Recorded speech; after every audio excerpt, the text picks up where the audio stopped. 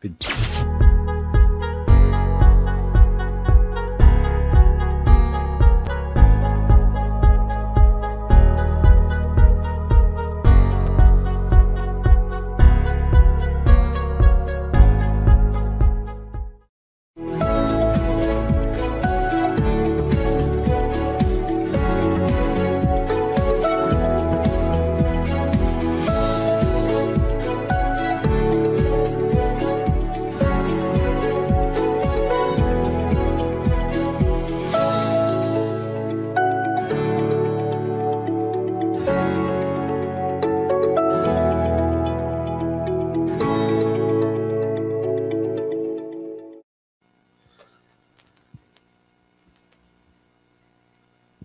Eh bien, bonsoir tout le monde. Nous sommes le 17 décembre 2020. Ce soir, nous avons notre couple désigné par François Saint-Louis, bien sûr, de Céline Lebel et Jean-Claude Pomerleau.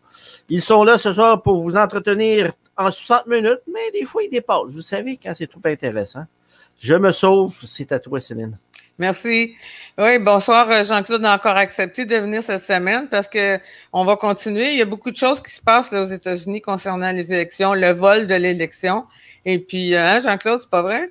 Oui, c'est ça. On avait fait un peu le décor, puis la démarche, puis où c'en était rendu au moment où on se parlait. Alors, pour que les gens comprennent, c'est que l'ensemble des dispositions qui ont été prises pour l'approche de cette élection-là américaine, c'est qu'il y a premièrement ce vote massif-là par la malle qui ouvre la porte à n'importe quoi. Et puis, il y a les dispositions dans certains États pour changer le cadre qui régit la gestion des États, dont la Pennsylvanie, pour dire que les votes reçus après la date de tombée du 3 à 8 heures le soir, ben là, ça tient plus. Et puis que les raisons pour lesquelles quelqu'un peut utiliser le vote par correspondance sont précisées. Mais là, tout ça, ça va sauter pour permettre à 80 millions et quelques de votes par courrier d'arriver et puis donc de créer un contexte où on peut brosser des boîtes, là. Comprends-tu? Alors donc, et il y avait aussi, en Pennsylvanie, entre autres, mais c'est ailleurs aussi, c'est que les scrutateurs républicains ont été écartés et puis les votes, à un moment donné, il y a juste des démocrates qui sont là pour gérer le vote. Et même que dans la soirée, à minuit, il y a une décision d'un tribunal qui a ordonné que les scrutateurs républicains ou en Pennsylvanie peuvent avoir accès. Et là, ils ont prétexté que, à cause du COVID, il ne faut pas s'approcher. Le COVID, il y a le dos large là-dedans. Fait que l'ensemble de tout ça, ça créait les conditions pour que des boîtes arrivent. D'ailleurs, à un moment donné, ils ont dit aux gens, on arrête de voter, de compter, on va recommencer demain. Or, on a vu une vidéo où il arrivait avec des gros sacs de hockey, là, pour l'équipement de hockey, puis c'était des votes, puis ça venait de où, puis bon. Et puis, il y a toute l'histoire aussi des machines de tabulation de vote. Là, il y a eu des démarches parce qu'il y avait des indications concernant quand on analyse le nombre de votes qui arrivent, à quelle heure et quand est-ce que ça change complètement. Parce que, juste rappeler, là, en Pennsylvanie, Trump, il y avait 600 000 votes de plus au moment où il décide qu'il arrête de compter, là. Puis, une journée après, c'est Biden qui gagne. Là, ça fait qu'un méchant rattrapage. Là, alors, ça se fait dans la nuit et puis ça se fait sur des machines. Et puis, en tout et partout, les témoins qui ont... les gens qui étaient impliqués du côté républicain, en tout et partout, il y a 1000 témoignages assermentés, des affidavits, qui disent que les règles fondamentales n'ont pas été respectées. Ça fait qu'on a quelque chose au niveau de l'État qui a changé le cadre pour faciliter tout ça. Et puis, on a naturellement le vote par la malle. Et là, on arrive, tu sais, aux machines. Et là, il y a des spécialistes, je les ai entendus, là, c'est des spécialistes, soit de la supersécurité ou des analystes de big data, tu sais, d'informations de masse, où ce qu'ils essayent de trouver dans les informations quelque chose, une information précise. Et là, dans leur analyse du vote par rapport aux heures, les heures critiques, ça se passe dans la nuit du 3 au 4. Et puis là, ben, il y a des aberrations complètes. Là. Il y a des paquets de votes qui sont attribués à Biden dans une proportion que c'est une aberration mathématique. Et puis, il y a aussi la machine rend compte de résultats que la machine physiquement ne peut pas traiter pour cette période de temps-là. Des détails de même, c'est quand même assez matériel là, que tous les signaux sont là pour dire il y a de quoi qui se passe, là, ça n'a pas d'allure. Là, et puis, pour dire, c'est que la manipulation par les scrutateurs démocrates est possible. Ben oui, là, il y avait, entre autres, une des techniques, c'était mettons, un vote qu'on ne peut pas attribuer. On le prend, on le met de côté parce qu'il y a quelque chose de pas clair, il manque quelque chose, et puis là, ils s'en vont dans un abjugated. Tu comprends-tu? Il va être adjudication. D'adjudication, OK? Et là, donc, la machine décide qu'elle prend cette... C'est-à-dire qu'ils sont supposés d'être deux, républicains ou démocrates, puis ben, c'est pas le cas. Non, c'est pas le cas. Tu comprends? C'est comme, ça n'a pas d'allure. Regarde, imaginons juste, une élection au Québec où il y a un des partis qui n'est pas là, il y a un parti qui est tout seul, là, tu sais. Et puis, voyons donc, ça ferait un scandale. Là-bas, ça a été systématique. OK? Sur les 5 États qui étaient le swing state, là, oui. Les États qui pouvaient tomber d'un côté ou de l'autre, là, c'est là que le travail se faisait de la part des démocrates, la grosse machine, là. Et puis c'est dans les villes de ces États-là où ça se jouait parce qu'ils contrôlaient le terrain. OK? Alors donc, on est dans ce contexte-là où tu as suffisamment, quand tu es très attentif, parce qu'à chaque fois, les médias, ils ont traité ça comme la Cour ne veut pas entendre rien, ils n'ont pas vu de preuves, etc. Ils n'ont pas voulu en voir. Il n'y a pas de preuves, il n'y a pas de preuves. Il n'y a pas de preuves, il n'y a pas de preuves, mais c'est parce que la Cour n'a pas ouvert. On va venir à un petit juge qui va changer tout ça. Oui. Mais avant, juste pour dire, la Cour, à chaque fois, elle dit on ne veut pas entendre ça. Il y a no standing. Il n'y a pas de cause. Il n'y a pas de cause. Comme, peu importe que tu vas le mettre sur la table, il n'y a pas de cause. Parce que, on le disait à l'autre émission, la dernière émission, c'est too big to trial. Tu sais, c'est trop gros pour être mis en procès. Tu sais, parce que la conséquence de ça serait terrible. Là, tu sais, c'est quand le Texas a poursuivi les autres États swing states. Oui, ça, c'est OK. Ça arrive au moment où il y a une série de décisions de tribunal de circuler, il n'y a rien à voir. Okay? C'est ça. Alors que quelqu'un qui observe ça, parce que nous, toi, je le sais, tu observes ça par d'autres canaux de communication, tu vois des documents, tu vois des vidéos, tu vois des analyses, des gens qui sont des conseillers pour la CIA qui viennent témoigner, tu comprends? Pour dire, voici ce phénomène. Puis là, c'est pas bon. Soudainement, ils sont plus experts de rien. Puis circuler, il n'y a rien à voir. C'est ça le mot d'ordre, tu sais. Puis, les MSM, les médias de masse, ça a été, sont inutiles, sauf pour dire ça. Ben oui, on va arriver à des conclusions tantôt, mais on va continuer l'examen de ce processus-là, cette dynamique-là, ce que ça révèle. Il y a suffisamment de faits matériels, OK? Maintenant, il y avait dans les dispositions qu'ont pris la Pennsylvanie pour faciliter finalement, créer un contexte où cette fraude-là serait facilitée. Et puis, c'est un État. Et donc, ils ont une constitution. Cette constitution-là cadre la gestion d'une élection, comment ça doit se dérouler. Et puis, comme je disais au début, le le vote par correspondance est limité à des gens qui ont des motifs pour l'utiliser et non pas des millions de personnes. Et puis ça, c'est une chose. La deuxième chose, c'est que le vote se termine le 3 à 20 heures. Oui. Après ça, dans la nuit, les boîtes qui arrivent par le garage là, sont pas supposées compter. OK? Et si ça, c'est appliqué, c'est Trump qui gagne. OK? C'est des conséquences. Donc, là, le Texas, voyant ça, parce que cette modification-là du cadre constitutionnel, c'est faite par un secrétaire d'État et un gouverneur. Or, pour modifier la constitution d'un État aux États-Unis, ça prend l'Assemblée, tu sais, c'est pas un secrétaire, tu sais, pourquoi pas? C'est en Géorgie que ça s'est fait, ou en Pennsylvanie, oui. En Pennsylvanie, OK? Ouais. Parce que le Pennsylvanie, mais qu'est-ce qui est arrivé? C'est que là, ça soulève un point pour les autres États. Ouais. Vous savez, dans la Constitution américaine, on a, nous, nos propres constitutions, et là, ce qu'on voit, c'est que quelque part, il y a un État, il y a un secrétaire d'État qui a modifié sa constitution.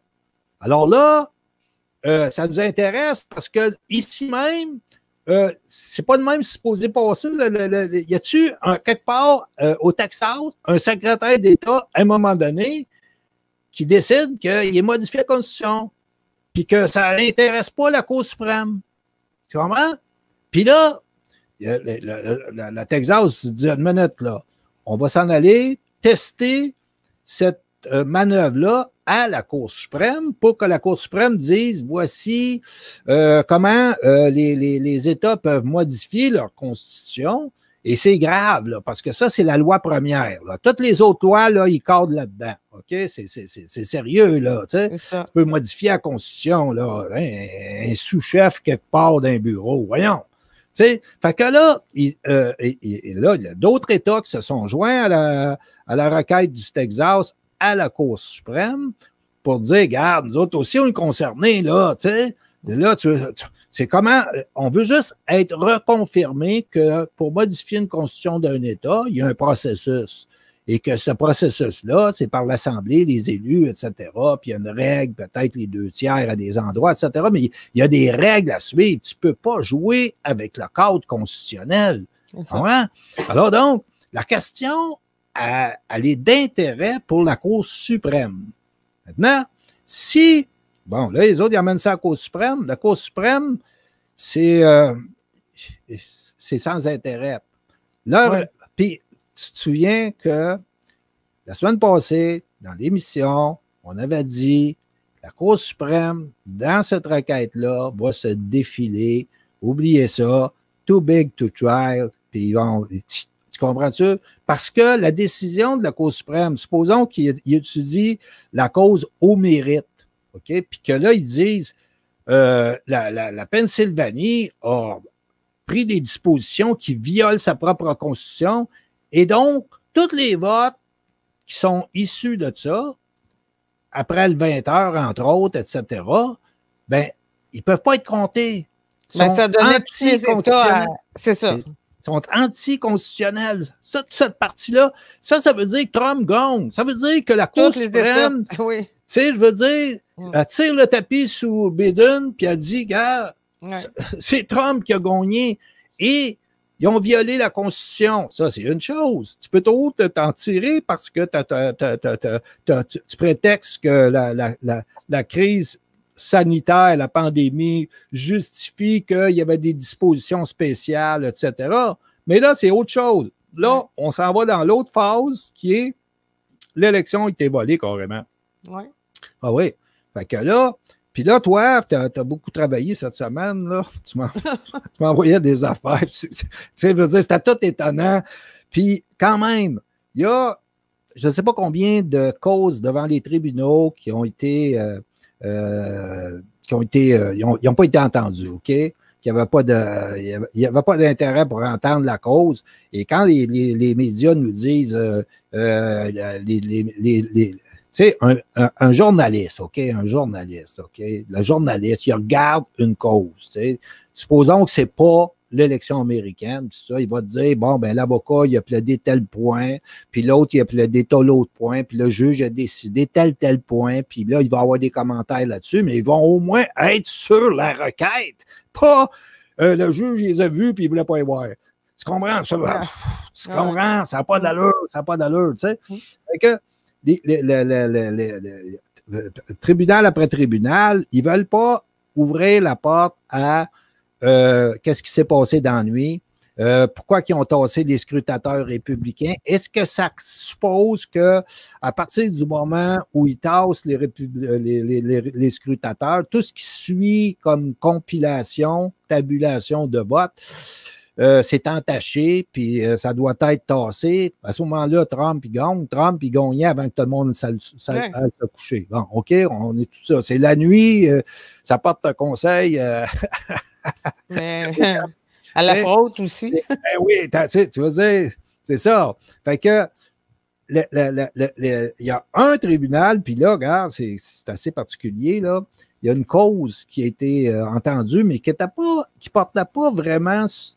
Il portait sur les machines. Il portait sur le processus dans un comté au Michigan. Mais le petit juge qui a pris la décision, je ne sais pas s'il savait ce qu'il faisait, là, mais c'est le seul qui a eu le courage de dire, gars, on va faire un audit sur les machines parce qu'il y a des allégations qui sont graves et puis il y a des affidavits, des témoignages assermentés qui disent c'est passé quelque chose de vraiment bizarre puis ça l'indique une fraude. OK? Comme les spécialistes d'analyse de modèles économiques, quand ils voient les heures qui ont suivi le fameux blackout, là, OK, dans la grande noirceur, là, ils voient des phénomènes qui se produisent, puis ils disent non, c'est impossible, ça, c'est impossible, ça. C'est des aberrations qui se passent là, puis ça, c'est comme un signal rouge, fraude, tu sais, puis bon, c'est ça. C'est des systèmes qui sont utilisés pour les fraudes boursières, d'autres fraudes financières. Quand ils voient un phénomène, il y a quelque chose qui vient de se passer, là, ça se peut pas, cette affaire-là. Là. Ouais. Tout de suite, là, ils partent en chasse sur le phénomène pour préciser qui est qui là-dedans, etc. Tu comprends? C'est leur outil. Alors, ils appliquent cet outil-là à ce comptage de vote-là, puis ils reçoivent des signaux très forts de fraude. Bon, et c'est pour ça que le petit juge, lui, il y avait suffisamment d'éléments devant lui. Il dit, ben, regarde, on va auditer la machine. Tu sais? Mais là, ça se passe, ça se passe dans le comté de Antrim. Antrim. A-N-T-R-I-M, Michigan. OK? Et là, ils s'aperçoivent que la machine, elle doit garder toutes les informations concernant le processus. Et là, il manque ce qu'il appelle un log, une filière, tu sais, un fichier. Il manque. OK? Il manque le fichier qui est justement sur la grande noirceur. Ouais. Et là, les spécialistes viennent et disent, cette machine-là, là, gars, tu rentres par en arrière puis tu fais ce que tu veux avec. Tu comprends? Elle ne passe pas le test, là. Elle ne passe pas le test élémentaire. Les élections américaines pour la présidence américaine, la puissance de référence au monde passe sur ces cossins-là, tu comprends, qui ne passent pas le test, pas en tout, là, OK? Ça, c'est juste un volet de l'affaire. C'est que cette machine-là, dans ce comté-là, là, les gens pourraient dire, gars, ouais, mais c'est juste un comté, puis finalement, ça n'aura pas changé le résultat d'ensemble. Un instant, c'est qu'au Michigan, cette machine-là a été utilisée dans 48 comtés. 48 comtés. Oui, la même machine. C'est Dominion Voting Machine. Ouais. Dominion Voting Machine. On a fait un petit peu l'historique l'autre fois de comment c'est parti, cette machine-là, comment la première compagnie est achetée par un autre, puis là, ensuite, un autre qu'on finit par être avec Dominion Voting Machine, qui était une compagnie canadienne basée à Toronto en 2018 et qui, là, va être contrôlée par des fonds. pour pas que ça soit une compagnie extérieure qui fait le vote américain. Et que là, donc, ces fonds-là américains, dont un fonds écran qui cache en réalité le véritable actionnaire qui est le groupe Carlyle. Puis si vous voulez vous amuser, vous faites le groupe Carlyle, vous allez voir, c'est big, OK? Alors, entre autres, une petite affaire, c'est que quand le Dominion Voting System a été approuvé, c'est William Barr, celui qui a été congédié, était employé de cette corporation. Il travaillait là. Il était à l'ABS ou il travaillait Non, il travaillait là comme... Il travaillait pour Dominion. Pour Carlyle. Pour Carlyle. Ah oui, ben oui, ils sont tous là. Hein? Ils vont tous manger là sur la grande table. Ben oui. Pour le bénéfice de nos auditeurs, dites-nous donc qui est William Barr. C'est le procureur général qui vient d'être congédié cette semaine. Là. Qui est à l'équipe de Trump. Ben oui, qui était... Qui a été nommé par Trump, mais qui, on va arriver avec un autre dossier, parce qu'on va arriver avec les médias là-dedans, un petit peu plus loin, là. OK. Mais là, c'est juste pour dire que là, on est sur l'ordinateur. Oui. Et là, il y a un audit sous supervision judiciaire. Alors là, on est pogné avec des faits qui sont validés par le processus judiciaire. Et donc là, des faits deviennent complotistes. C'est ça qui se passe avec cette machine-là à Antrim, au Michigan. Alors donc, l'autre partie de ce questionnement-là, puis sur des questions matérielles, c'est-à-dire que à un moment donné, ces machines-là sont branchées sur Internet au travers d'un service offert par qui, Céline? C'est, en tout cas...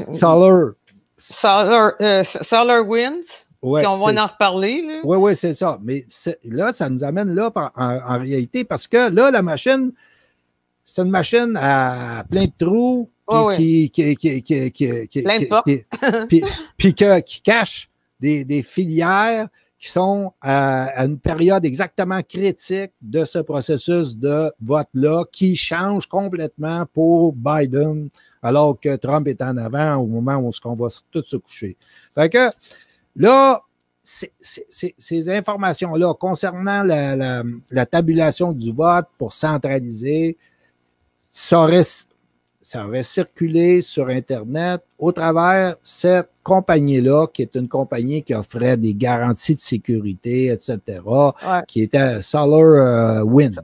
SolarWinds. Sauf que là, on apprend que SolarWinds offrait ses services, pas n'importe qui, le gouvernement américain, les 5 branches de la défense, etc. Tu parles des hautement stratégiques, là. Puis là, on apprend qu'ils ont été hackés. Cette entreprise-là qui offrait la protection, puis la protection là, garantie, gars, jusqu'à plus capable parce que je te charge cher pour ça. Là. OK? Puis là, ils ont été hackés. 300 000 clients à part de ceux qu'on vient de nommer. Dont les grandes entreprises, etc., le Fortune 500. Puis, là, donc, là, cette entreprise-là, elle est hackée. Elle est hackée par qui? Tu comprends? Et là,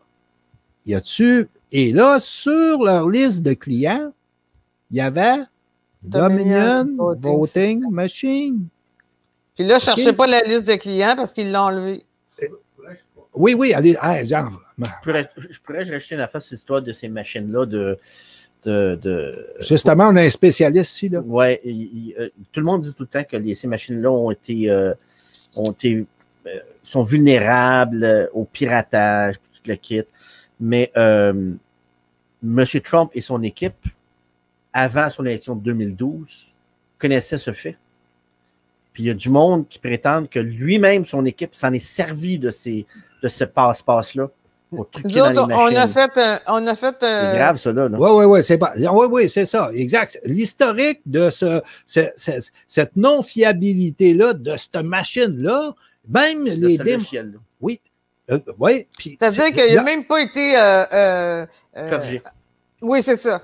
Personne n'avait intérêt à le corriger. Mais sauf, c'est le vote. Oui, c'est le vote massif par la malle qui change les affaires. C'est ça. Tu comprends-tu? Et là, qui fait apparaître que ce petit jeu-là, il est obligé de le faire à grande échelle et aussi le fait que les sondages donnaient une lecture de situation qui n'était pas la réalité par rapport à l'appui à Trump. Alors, eux autres, ils ont été surpris en dernière minute avec la montée du vote Trump, puis que là, il fallait qu'il pédale, puis que là, il improvise un peu pour compenser ça. Comme en Pennsylvanie, quand tu te couches, puis il y a 600 000 voix d'avance, tu te dis, bon, mais là, comment il en reste à compter? Là, non, c'est parce que sur les courbes, on s'aperçoit qu'il y a un pic, là.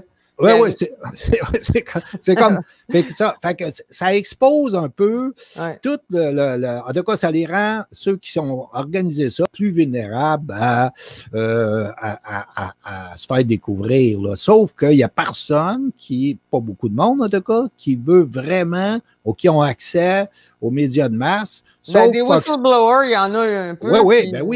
Ils sont congédiés. C'est ça. Mais si tu écoutes Radio-Canada, là, tu ne sais absolument rien de ça. Là, ça se passe sur une autre planète. OK? C'est complètement la planète Radio-Canada ou même tous les médias du Québec. Okay? Sont tous, gars, et ils font du seconde main, là, à partir du message de CNN, puis that's it, je veux dire, pour eux autres. Puis New York Times, eux autres, c'est comme ça vient du Vatican, puis gars, c'est ça que c'est, là, tu sais. Alors donc, et puis ils ont plus la capacité de faire des efforts, tu sais. Alors donc, on a ces éléments matériels-là, il y a un petit juge qui a ouvert une craque dans ce mur-là qui était scellé, que tu ne pouvais pas faire ta démonstration parce que il y a tout. Nous, on a suivi les commissions parallèles, puis tout ça, puis des spécialistes qui viennent témoigner, puis du monde sous serment, etc. Donc, t'en oui suffisamment pour te dire, waouh, il s'est passé quelque chose de big, là. C'est ça. Sauf qu'eux autres, ils disent, il n'y a rien à voir, circuler, il n'y a rien à voir. Puis, si tu prétends ça, c'est vraiment, tu veux faire un coup d'État, là. L'inversion. On est dans l'inversion. Alors, c'est ça, là. Fait que, puis là, ben, avec cette attaque-là, ben, ça met un frein ou ça perturbe le rapport qui devait être remis demain. Puis c'est pour ça aussi qu'on est là la veille. Oui, c'est ça. Ben, regarde, on va en parler parce que le monde peut se demander, oui, mais est-ce que Trump, à un moment donné, avec les leviers qu'il a, il a-tu pris des mesures pour prévenir ça? Ou en tout cas, s'il y avait un processus qui était vraiment, je veux dire, d'un détournement d'élection, en tant que président, même pas en tant que candidat, en tant que président des États-Unis, il a regardé l'institution de la démocratie le plus intègre possible. Là, c'est ça son mandat premier. Là, fait que là, il avait pris une disposition. Ça, c'était au mois de septembre. Okay, c'est en 2018, ça. Donc, le Executive Order, le 18348. Là. C'est ça. Donc, là, il y avait une bonne idée avec qui il jouait. Contre l'interférence étrangère dans les élections, donc, dans la business du gouvernement. C'est ça. On se souvient que l'élection de 2016, là, ils ont fait à peu près tout le mandat sur le fait que les Russes étaient intervenus dans l'élection, ils ont favorisé Trump, etc. Donc, lui, en 2018, au mois de septembre, il y a un décret présidentiel 13 848, c'est le numéro. OK? Puis là, il enjoint, parce que là, il dit, bon, mais OK, ingérence étrangère, le président va prendre des moyens pour prévenir ça. Tu sais? Puis là, c'était une menace inhabituelle, extraordinaire pour la sécurité nationale. Ouais. Bon. Et puis, établit des mesures correctives assez strictes. Tu sais, les principales étaient l'obligation pour les principaux organes exécutifs, département de la justice, département de la défense, Homeland Security, Treasury et directeur du renseignement national. Ça fait que là, des capacités là, d'observation là, avec ces institutions-là. C'est des top niveaux, ben oui. Puis là, eux, ils étaient tenus de fournir une évaluation dans les 45 jours suivant l'élection. OK? Donc, là, on est à 44 jours au moment où on se parle, nous autres. Là. Ouais. Demain, ils pourraient, normalement, s'ils se conforment au décret, fournir tous ces organismes-là qui ont des moyens énormes pour prévenir ça. OK? Si les autres sont pas capables de le faire, qui va le faire? OK? Donc, c'est leur mission. Fait que, il se passe quoi, là, pour le rapport demain de Céline? Ben, parce que il se passe que ça ne sera pas remis à Trump, supposément. Trump, ça demeure le patron de ça, puis il peut exiger peut-être d'avoir quelque chose demain, mais ils disent qu'ils sont pas prêts parce qu'ils veulent insérer l'attaque informatique dans le rapport. Ils n'ont pas fini d'examiner ça. L'attaque de SolarWinds? SolarWinds, oui. C'est tellement gros, c'est tellement répandu. Probablement que c'est même pas fini. OK? C'est 9 mois que ça dure, puis c'est pas encore fini, mais là, ils veulent remettre un rapport avec tout ce qui se passe au niveau du service secret, puis ils ont été acquis, fait que ils sont en train de repluguer l'ordinateur ou bien de se remettre sur le réseau. Ils peuvent pas.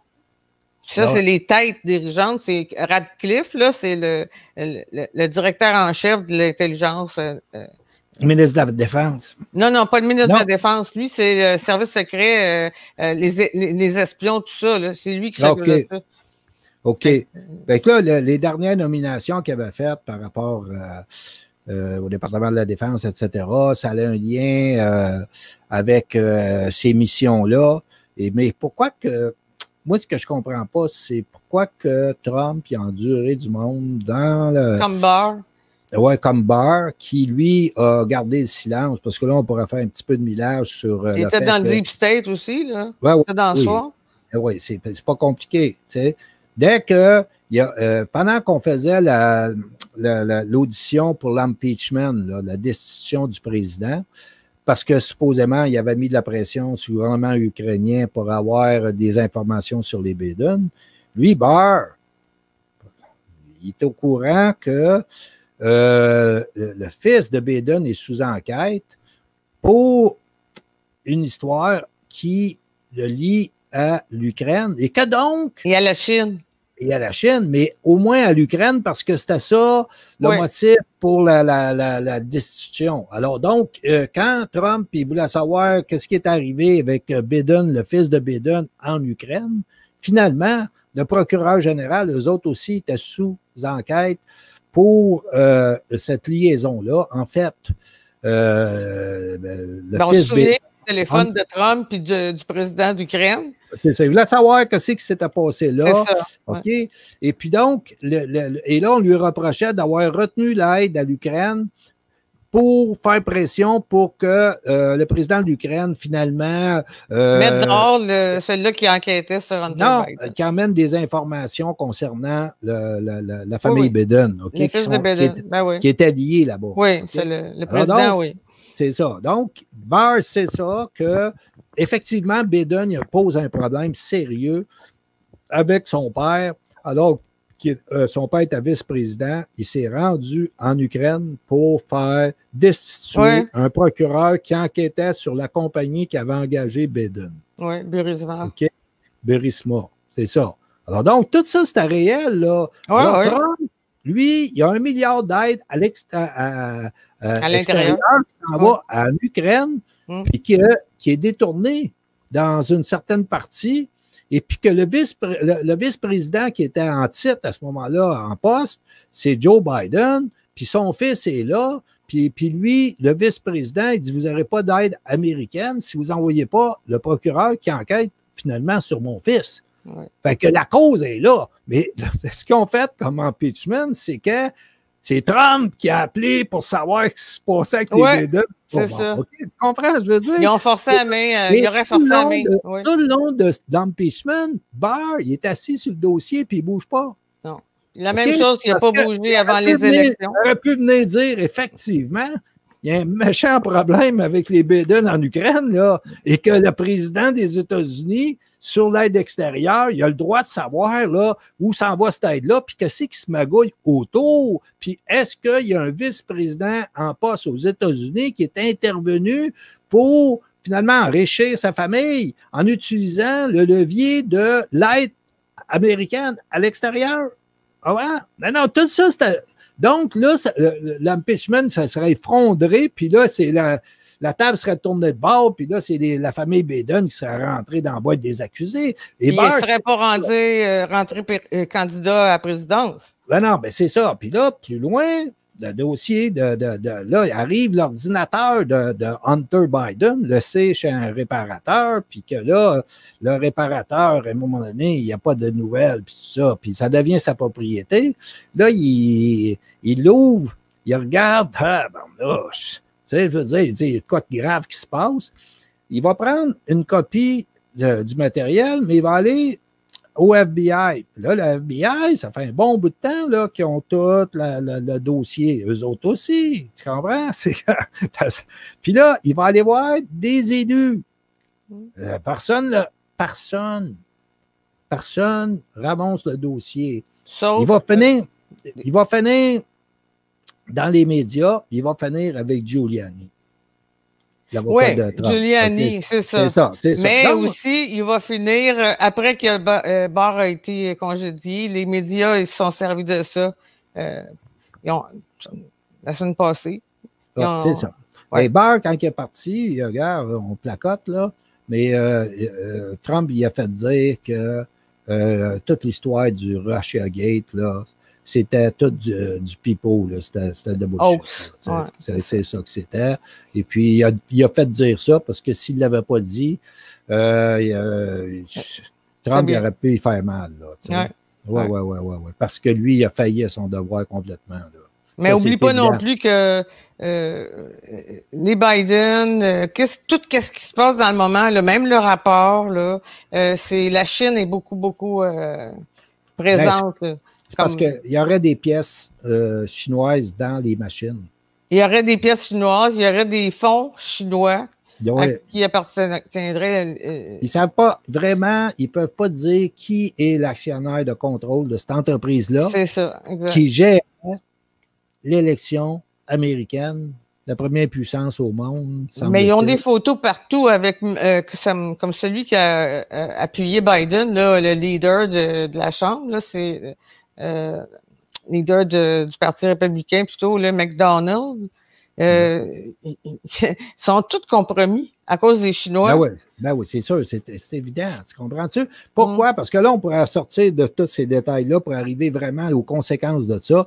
C'est que dans la politique américaine, c'est une politique d'argent.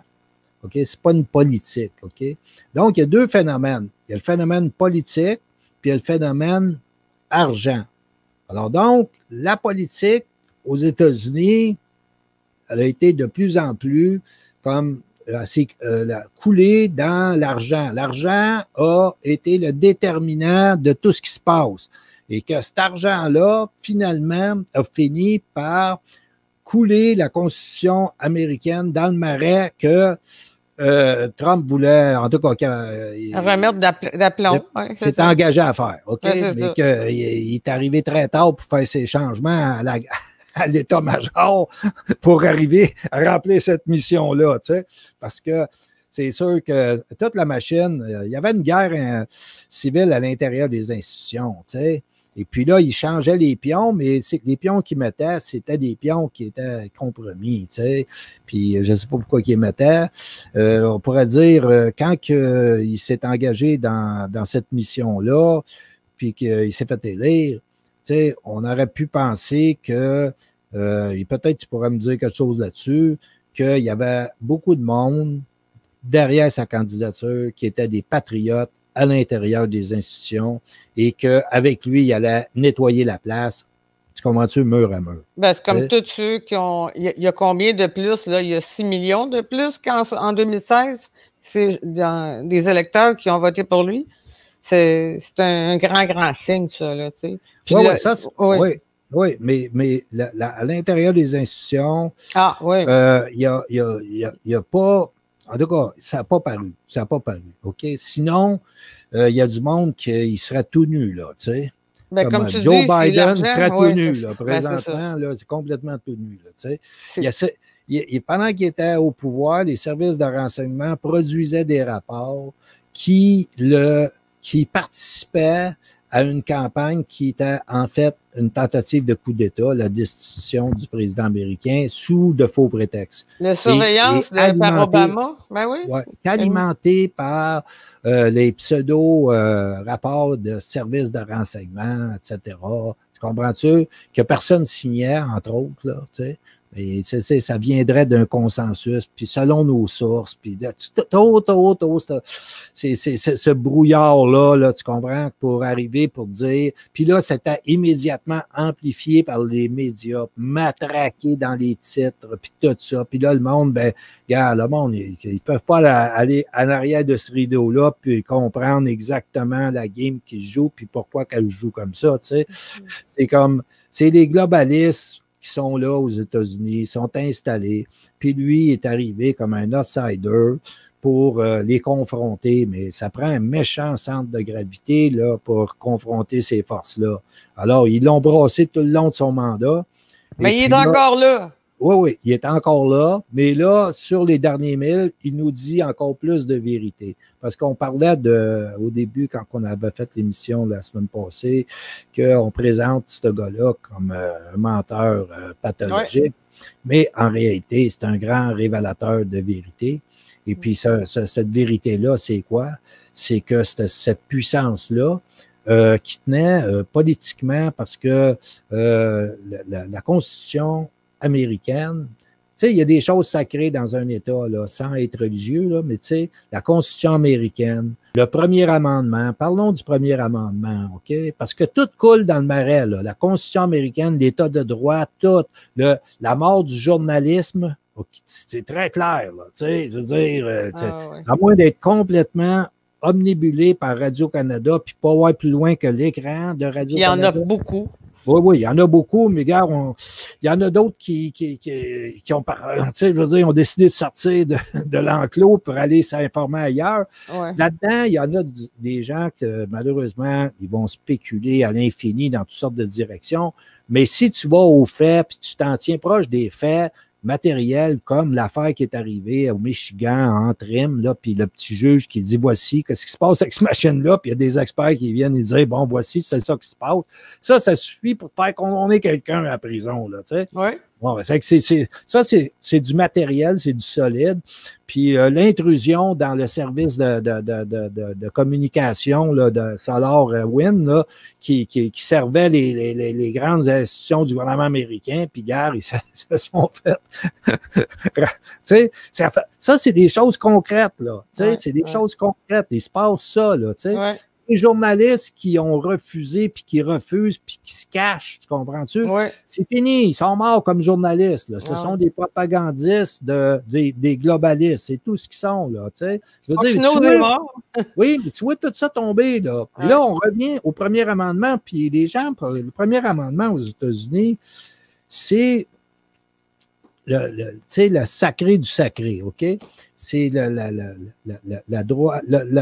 liberté d'expression aux États-Unis, OK? Eux autres, là, comme puissance morale, sa planète, tu sais, tu regardes, nous autres, on est une démocratie, puis le monde, les citoyens sont libres, ils peuvent dire ce qu'ils veulent, puis etc. Mais tout ça, naturellement, c'est aux limites du droit criminel puis du droit civil, parce que si tu diffames quelqu'un, c'est plus ton droit à la libre expression, là, tu vas te retrouver à court. Mais ça, c'est cadré par un État de droit qui dit votre liberté d'expression, c'est, regarde, tout ça, sauf que vous ne pouvez pas... Comprends-tu, tomber dans le crime haineux ou dans la diffamation, parce que là, vous êtes sujet à des règles du droit. Ça, c'est comprends-tu? Mais là, arrive avec les grandes compagnies de communication, puis les GAFAM, puis tout ça, là, arrive petit à petit la privatisation, la sous-traitance, l'État sous-traite la gestion l'encadrement du premier amendement de la Constitution américaine à des entreprises privées et qui, eux autres, là, quand on les voit dans la progression là, de la censure, là, tu comprends qu'on vient de flusher le premier amendement dans le marais. Tu sais? Alors donc, il y a un article, normalement, si l'entreprise, que ce soit YouTube, que ce soit Facebook, que ce soit Twitter, décide, toi, Céline, il te coupe parce qu'il n'aime pas ce que tu dis. Mais ce que tu dis, ce n'est pas en violation du cadre de l'État de droit du premier amendement. OK? Donc, il viole ton droit au premier amendement à toi. Est-ce qu'aux États-Unis, tu as le droit de les poursuivre? Non. Je vais te dire pourquoi.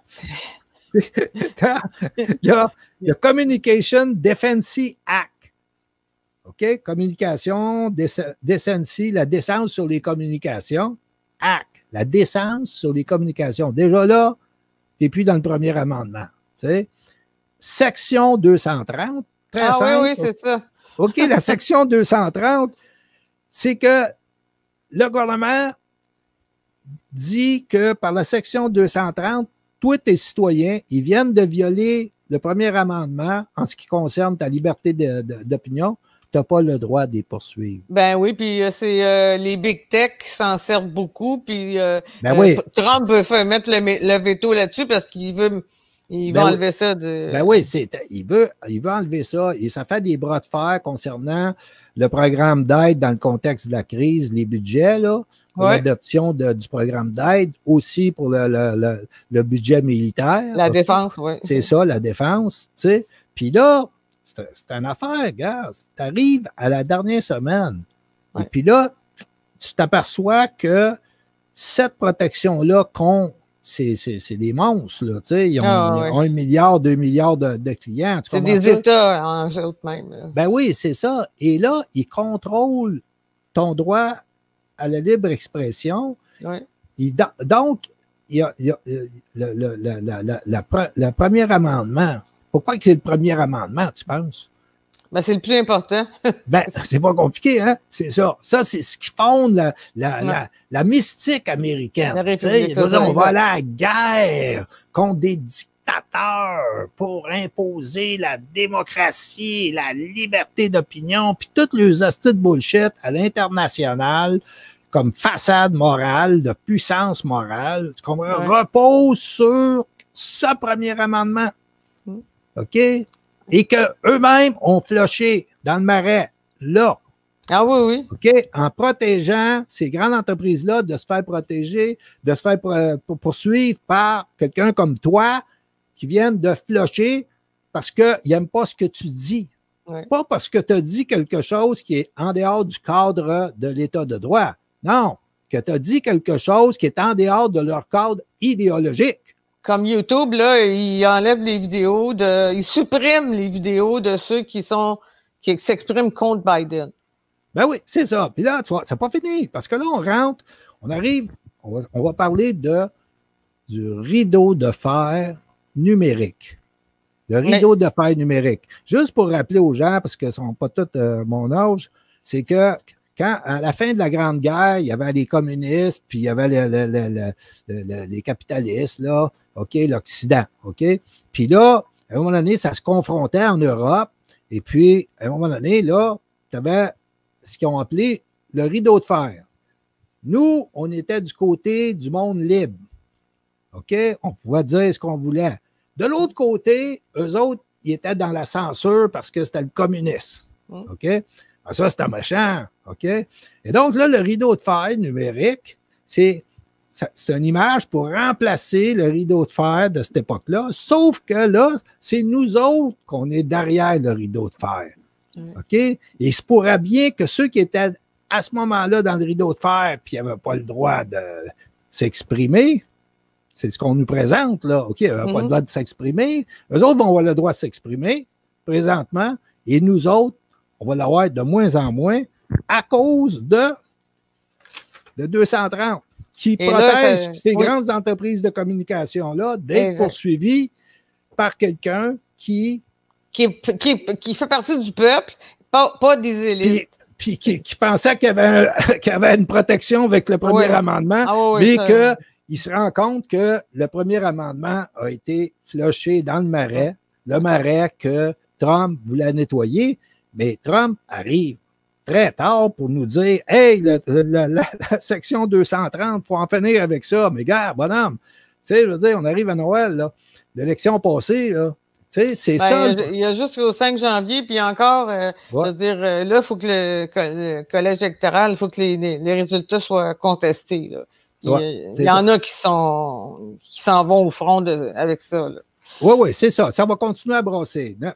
Mais il faut prévoir que finalement, supposons que Trump, pour X raisons, il arrive un coup de théâtre incroyable à quelque part, puis que finalement, Biden, c'était une fraude totale. Tu penses-tu que les États-Unis peuvent survivre à ça?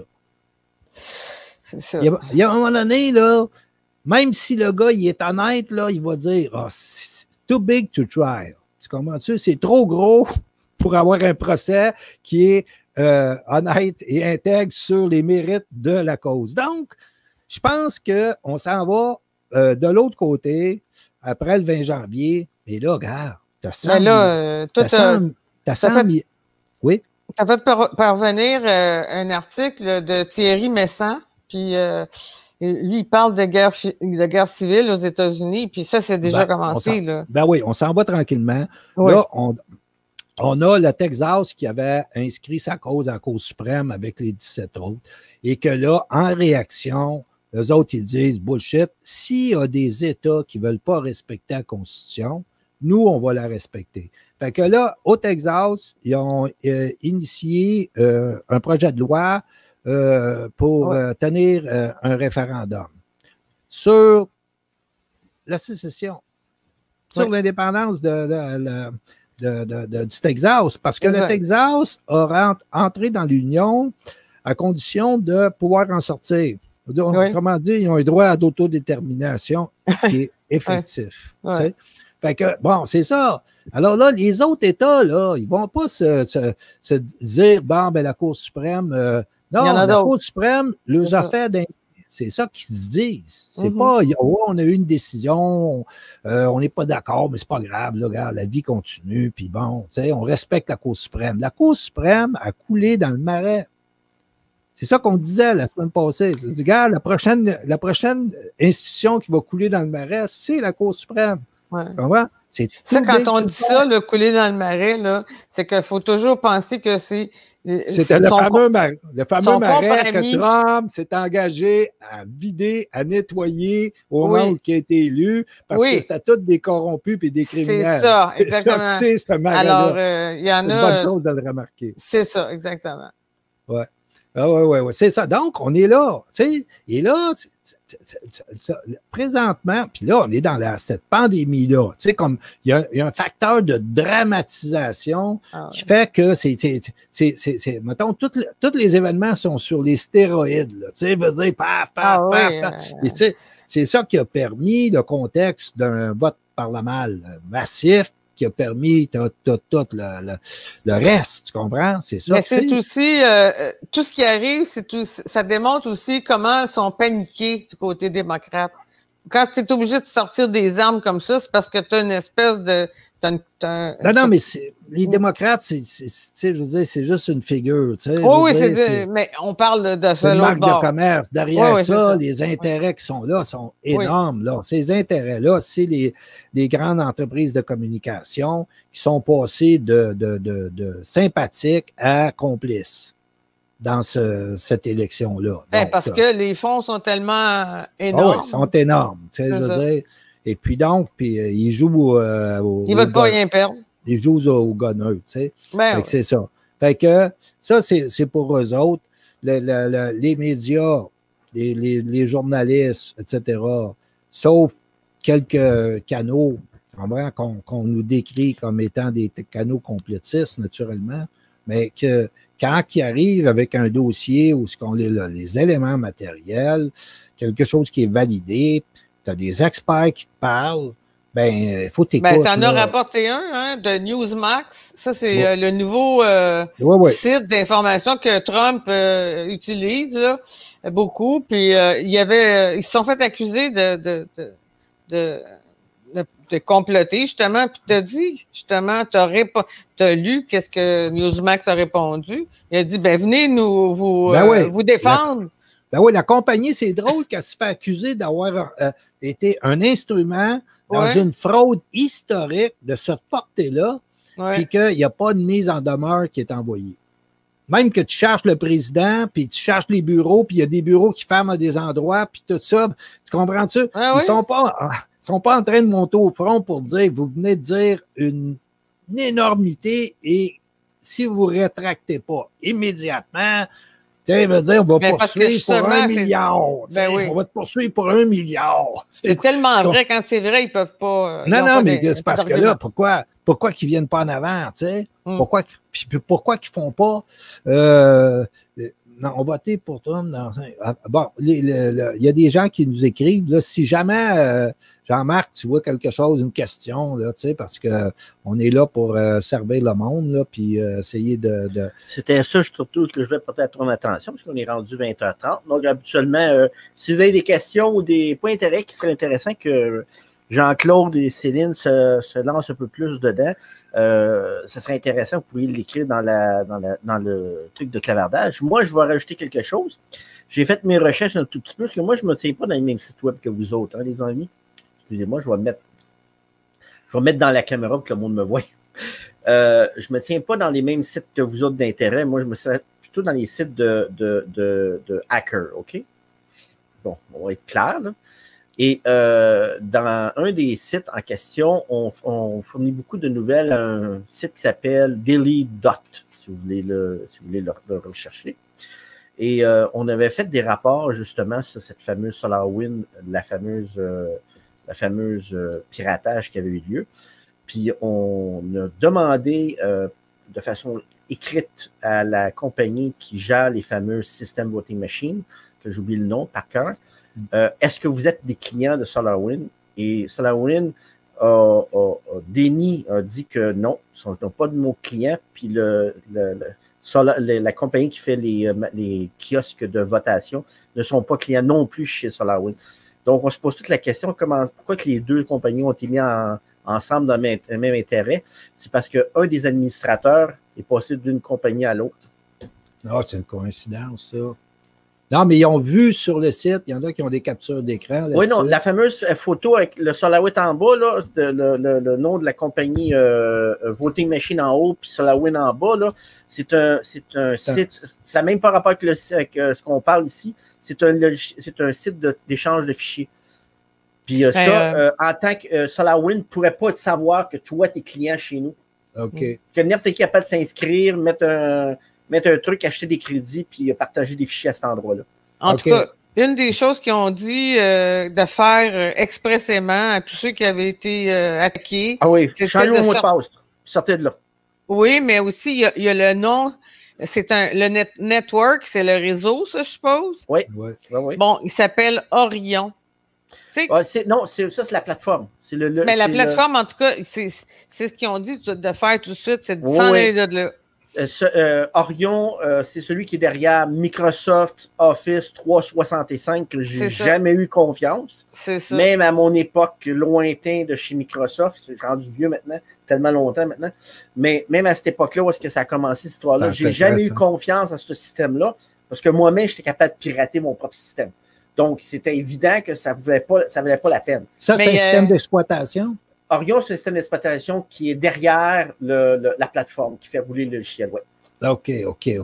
C'est intéressant ce que tu dis, parce que là, on a quand même un spécialiste qui connaît, qui a il y en a beaucoup qui n'étaient pas, à jour. Oui, c'est ça. Parce les mises à jour, ils n'avaient pas fait. Voilà. C'est ça. Mais je comprends pourquoi l'association des trucs se fait. Moi, ce que j'ai hâte de voir, c'est quand ils vont finir l'enquête. Parce que c'est facile à faire une enquête. Là. Tu prends la police, la GRC ou le FBI, prends la machine, la branche sur le réseau, puis sniffe ce qu'on appelle le réseau. Puis je sais tout de suite où est-ce que tu te branches. Là. Ben oui, donc, tout ça. Mais ils savent tout de suite, ils savent déjà d'où ça vient. Ben oui, mais là, c'est la difficulté. C'est l'ampleur. Tu comprends-tu? Comme le procureur général qui aurait dû sauter là-dessus en partant pour dire, oh, ça a-tu été géré à l'extérieur ou ça a resté aux États-Unis sur Internet, etc. OK. Maintenant qu'on connaît le problème, là, Jean-Claude, je te donne un mandat. OK? On regarde ça, la question qui est apparue, là. Qu'est-ce qu'il nous dit? Que pensez-vous? Voilà. Jean-Claude, que pensez-vous d'un référendum populaire aux États pour régler la question névralgique? Aux États-Unis? Oui. Ah non, il y a un blocage, là. Tu sais, tu peux même pas te faire entendre au tribunal, tu peux pas, même les... Non, mais lui, il dit de faire un référendum populaire. Ouais, mais il y en a un déjà, là, au Texas qui va se faire, là. Ben oui, c'est pour faire la sécession, c'est pour se séparer. Ils sont écœurés, eux autres, d'être là, les États-Unis. Là. Parce que ton référendum, tu le fais sur quoi exactement? Tu comprends? Sur on s'arrange avec nos affaires. Le processus du vote? Tu comprends? Ou si-tu... on va s'élire un gouverneur. OK, vas-y pour l'autre. Attends, je vais regarder l'autre chose. Est-ce qu'une personnalité moins provocatrice que Trump donnerait moins de munitions aux idéologiques aux médias pro-démocrates? Ben, de l'argent, il en a donné. Il serait moins agressif, disons. Non, aux États-Unis, là, les deux partis, ça s'appelle un duopoly. Oui, c'est ça qui est le problème. C'est ça qui est le problème. Ils seront tous liés à des grands intérêts. Et Trump, il est arrivé, c'est un outsider. En réalité, Trump n'est pas un républicain. C'est plus d'idéologie démocrate. Genre 1960, Kennedy, etc. Lui, regarde, il serait parfaitement à l'aise avec la pensée de Kennedy de 1960. Mais moi, j'ai quelque chose à dire là, par rapport à ça, c'est que, puis enfin, j'ai entendu Steve Bannon le dire aujourd'hui, puis même Sean Hannity, je sais pas s'il y en a qui regardent Fox News le soir seulement, là, mais ils ont finalement réalisé que les médias, si Trump s'en va, là, ils vont s'ennuyer de lui en tabarnouche. Ben oui. Non, mais c'est parce que... Ils font de l'argent sur son dos. Oui, mais juste pour répondre, tu sais, c'est que il fallait que, en attaquant, parce que le discours qu'il a fait pendant la campagne électorale de 2016 à West Palm Beach, c'était une déclaration de guerre contre la gang de corrompus à Washington. C'était des criminels, il fallait sortir de là, puis c'était votre dernière chance de le faire, vous, le peuple américain, we the people. Donc, je veux dire, c'était... Trump, Obama, là, ils sont... Ouais, puis il a toujours été dans la transgression parce que s'il soumettait au code médiatique, ben il était plus en guerre avec ça. Là, je veux dire, il faisait juste être un personnage parmi tous ces personnages-là, finalement, qui sont manipulés par les mêmes réseaux. J'aimerais bien ça savoir ce qu'il veut dire par provocatrice, parce que c'est pas une personne. Quand tu provoques comme Trump, c'est parce que tu es un outsider. C'est pas la même chose. Là. Non. C'est parce que pour dire une vérité de situation, finalement, la démocratie aux États-Unis, ça n'existe pas. Ouais. C'est des réseaux, des oligarques qui contrôlent l'État. Puis tout le reste, un théâtre d'apparence. Et donc, si tu veux jouer dans le théâtre d'apparence en respectant les codes médiatiques, bon, mais regarde, tu changes rien. C'est gros dur. C'est ça. Fait que lui, son rapport de force qui a établi avec ces globalistes-là, en partie, ben, c'est ce qui révèle la vérité de situation qu'on a présentement qui se déroule puis qui est exceptionnelle à observer, là, tu sais. Ouais. Puis là, c'est pour ça qu'on est venu faire 2 émissions là-dessus. Ouais. OK. Donc, là, t'es intéressé à ma question, là, hein? C'est quoi? Même, là, je te donne un mandat, je te nomme super... Alors, comme la semaine passée, ça? Non, c'est pire que là. Non, une vraie question. Une vraie question sérieuse, vraiment dure, là. Oui, c'est ça, j'aime. Demain matin, je te nomme super attendant que je te donne le mandat de remplacer le directeur des élections américain. C'est quoi tu fais pour régler la situation? On connaît le problème, on veut une solution. Oui, mais c'est parce que les élections, la gestion des élections, c'est oui, non, c'est justement ça. Je te donne un mandat spécial. Là. Ben oui, la juridiction des États. Tu pars. Tu commences par faire tomber toutes les juridictions, puis tu mets un central. Tu mets un central, mais là, tu ne règles pas nécessairement le problème. Ça dépend qui est au central. Pas de machine. Non, c'est toi qui as la job. Là. Oui. Il faut que tu arrives au bout de ton processus, que c'est tout, que tu as un résultat, puis que tu as soit refait les élections en éliminant toutes les machines de machin-truc, on fait tout ça à la main, on fait tout manuellement, toutes les affaires. Il y a deux volets là-dedans. Voilà, c'est ça. OK. Le premier volet, c'est que présentement, ce qui est très, très, très apparent, OK, c'est que la démocratie américaine est attaquée de l'intérieur, gravement, OK, dans son intégrité. Oui. Alors donc, ça, c'est au niveau fédéral que là, ils peuvent prendre des dispositions pour ça si les institutions sont encore intègres. C'est ce qu'il faut douter. Ça, c'est une chose. La deuxième chose, si tu veux changer la mécanique du vote, cette gestion du vote-là, il faut que tu touches à la Constitution américaine puis à la Constitution des États. Alors, il faut qu'ils consentent à ça. Tu comprends? Oui, parce que c'est eux qui ont la juridiction de gérer la mécanique de toute l'élection. Fait que tu vois la difficulté. Alors, donc, la seule chose qui peut arriver, c'est que si, au niveau fédéral, les institutions fonctionnent comme le fameux décret qu'ils ont pris en septembre 2018 pour mettre tous les services de renseignement puis de la défense, tout ça, pour savoir si comment va se jouer cette élection-là. Puis si eux autres, ils ont fait une captation de preuves de tout ce mouvement-là puis qu'ils l'ont en main, eux autres, ils peuvent amener la solution que toi, tu dis. T'sais, parce que là, ça viendrait du fédéral qui défend l'intégrité du processus électoral américain. Ben oui, là. Puis ça, c'est supposé être fait. Le problème, c'est que tes institutions, ils ont coulé dans le marais. Tu comprends? C'est ça l'affaire. Ils ne respectent pas leur propre règlement.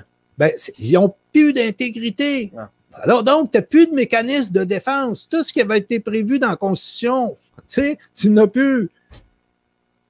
L'affaire qu'il y a aussi, c'est que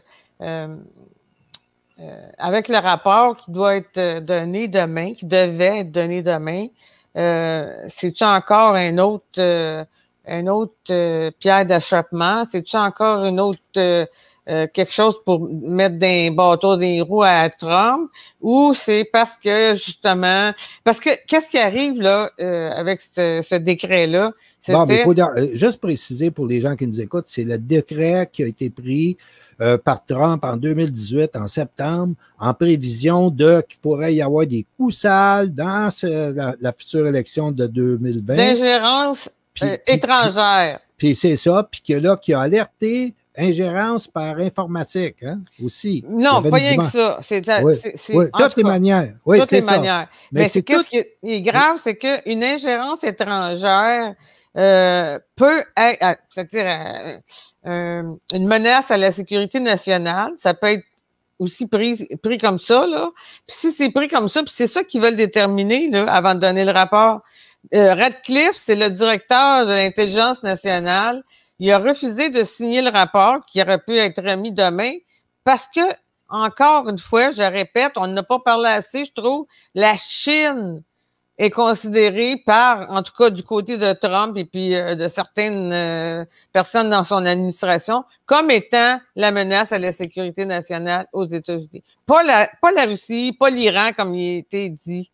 OK. Puis, il faut avoir des éléments matériels pour démontrer que la Chine est en lien dans une manœuvre. Tu comprends? Mais à ce moment-là, ça devient un acte de guerre. Oui. Alors, qu'est-ce que tu réponds à un acte de guerre? Tu ne restes pas assis chez vous à regarder la télévision, là. Il faut que Trump réagisse, puis il est encore là jusqu'au 20 janvier. Alors, s'il y a vraiment une menace à la sécurité nationale par la Chine, il va avoir... Ou autre chose, lui, là, il va réagir. Oui, mais entre 2018 et 2000, novembre, ces institutions-là, des départements de la Défense, Homeland Security, etc. Ben, on va voir. Oui, mais c'était pas des loyaux, là. Ben non, c'est sûr, mais. Et donc, regarde, la job. Ils en ont changé du monde, là. Oui, depuis le Pentagone. Ils ont changé, mais dernièrement. Ce qui veut dire que dans le processus, là, la période qui était critique, où ce qui préparait la patente, qui se mettait en opération, c'est au département de la Défense, au Homeland Security, c'était pas du monde. Oui, mais là, Christopher c'est pas Miller. du monde. Ezra Cohen-Watney. Oui.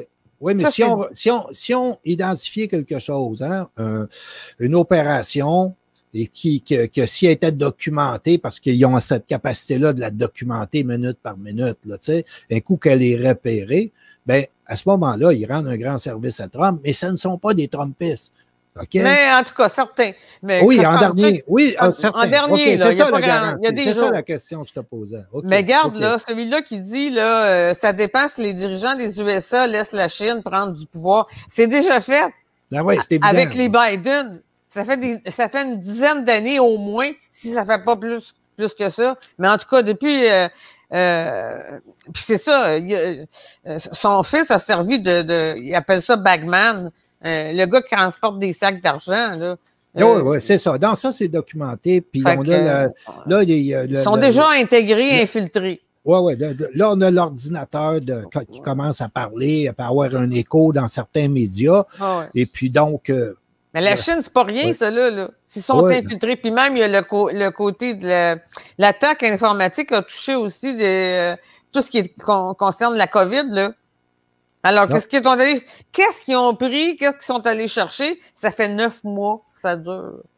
Alors, c'est pour ça que une semaine pour tout, tu sais, là, figurer qu'est-ce qu'ils ont entre les mains, là, avant de remettre ton rapport, c'est pas beaucoup, là, tu sais. Oui, mais c'est la dernière carte qu'il y a. C'est la dernière carte.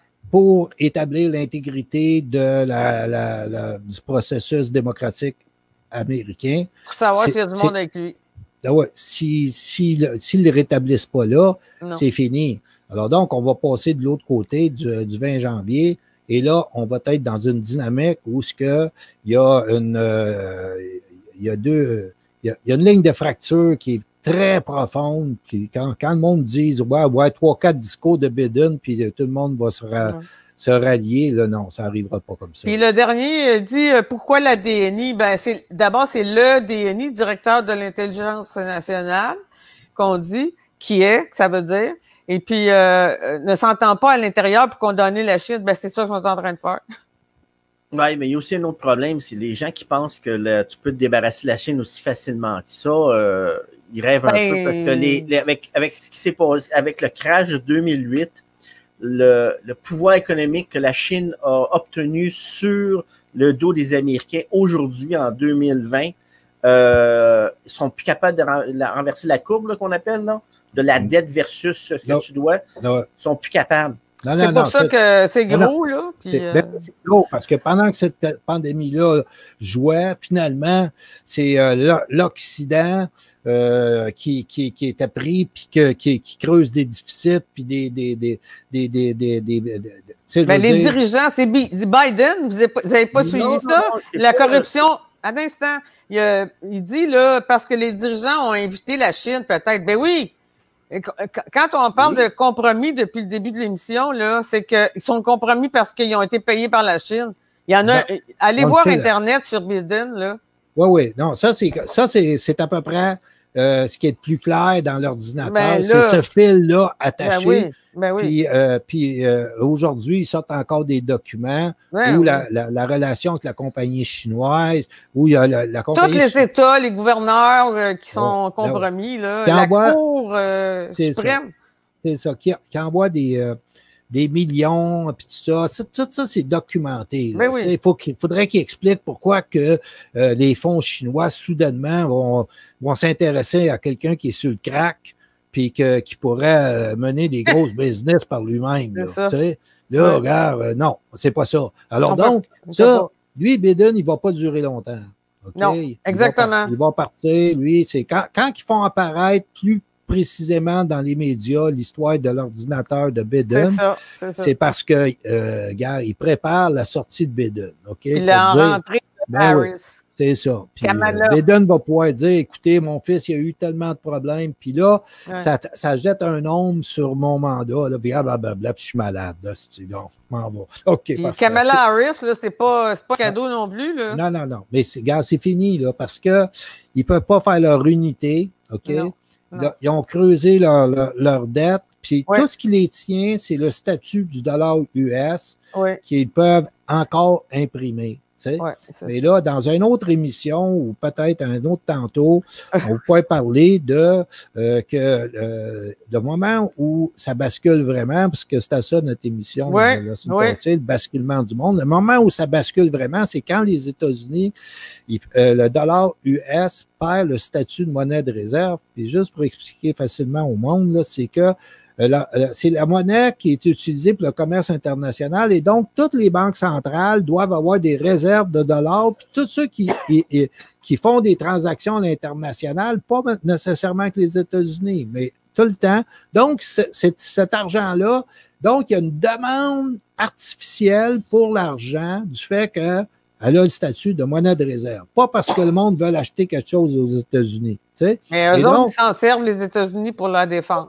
Ils s'en servent pour combler leur déficit commercial, leur déficit budgétaire, puis, tu sais, payer leur expansion avec une monnaie. Donc, on achève, je pense, notre émission. Jean-Marc, t'as fait ça? Ouais. Ah ouais. Mais regarde, avec ce qui va arriver, disons que...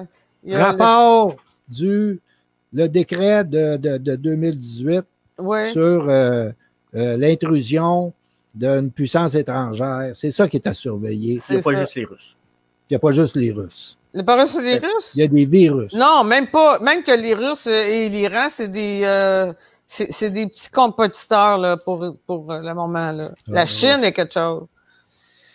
Bon, ben merci tout le monde d'avoir été à une autre excellente émission en 60 minutes. On vous invite d'être avec nous dans une prochaine.